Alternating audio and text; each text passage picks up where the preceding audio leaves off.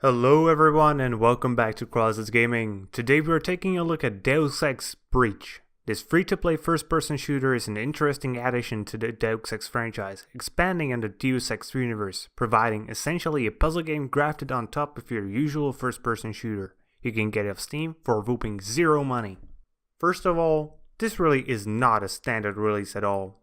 Originally, this game was just a game mode in Deus Ex Mankind Divided. Now that is cleared, what I found almost fascinating is that this game actually provides you with a story. This game could have completely just ignored any sort of story other than you're now a hacker doing stuff in virtual reality. But instead, it actually provides a somewhat interesting storyline. While I do feel like it's way too cliched and told in a really unfortunate, slow way through something that is obviously supposed to like an EM app, it is still nice that an actual story is present.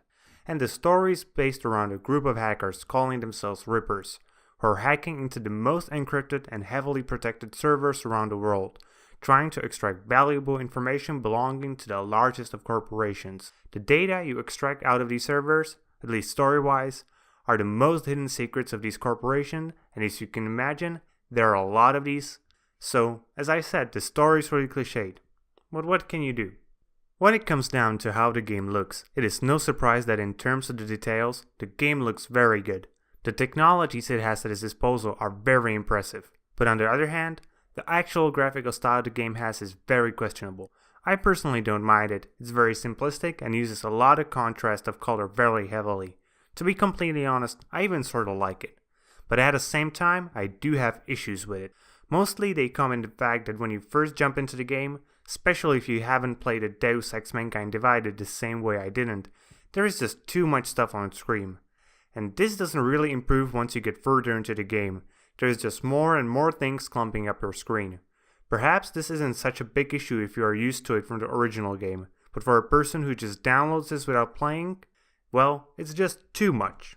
But in terms of actual graphical fidelity, there really isn't that much to criticize. But this is largely due to the fact that the game uses mostly blank textures, which are really hard to screw up. So when it comes to our graphics, it's really up to you, whether you personally like the style or you don't. And as I mentioned already, for me it's pretty good. The actual gameplay of the game is based around the usual first-person shooter mechanics that are wrapped around essentially a puzzle solve, where you must finish the level in a specific way or in a specific amount of time to solve it properly. But let's first take a look at the first-person shooter parts of the game. They're crap. And I'm really saddened by this, as if they were actually good, this game could have been awesome. But at the moment, the weapons feel really imprecise, and the feeling while shooting is just somewhat off. This comes off because of several issues. The amount of spread you get is gigantic, especially if you consider that you're shooting literally with virtual weapons inside another video game. And it's not really making any sense, because in the usual shooter, you're trying to recreate the illusion of shooting a real weapon. But here you're just a representation of a hacking mechanism. So I mean, why the gigantic spread? Secondly, the combat feels really slow. The number of enemies in each area is really low, so there are huge gaps between each combat situation. And because the game's weapon mechanics are boring as well, it doesn't really make for a great combination. And if you might think that the gaps between these fights are actually filled with meaningful content, you are sadly mistaken. Well, technically you aren't, but the content they're filled with is still somewhat clunky. These parts of the game are usually based around a bit of platforming and the actual data retrieval, which consists of a whooping press of the E key. If a minigame was added so you could be forced to actually think when you're getting the data, that would have been just awesome. But as it stands, it's boring as hell. The funny part is that this is actually the puzzle part of the game, and if both the shooting part and the puzzle part of the game are boring, what is actually there to the game? And to be honest, there is nothing.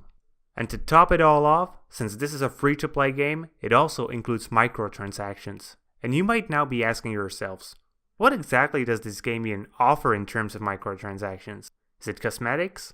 If only. The microtransactions actually give you upgrades in power, and worst of all, they aren't even done as direct upgrades, where you point and click and get an increase in power. While you are capable of getting direct upgrades directly from booster packs, you are also required to collect parts of weapons to then upgrade them even further. And the weapons themselves even come in different levels of power, thus prolonging the road to getting the best gear or even putting it behind a paywall or an insane amount of luck, as the best weapons can potentially drop from normal boosters, but it will be incredibly rare. At least when it comes to the game's performance, I can present a good picture for the game. At the absolute maximum of details, I have been getting about 80 FPS in 1080p resolution, and the frame rate has been really consistent.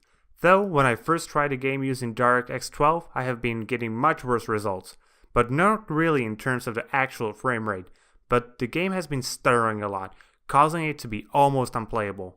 But if you stick with DirectX 11, you should be more than fine. So let's conclude this.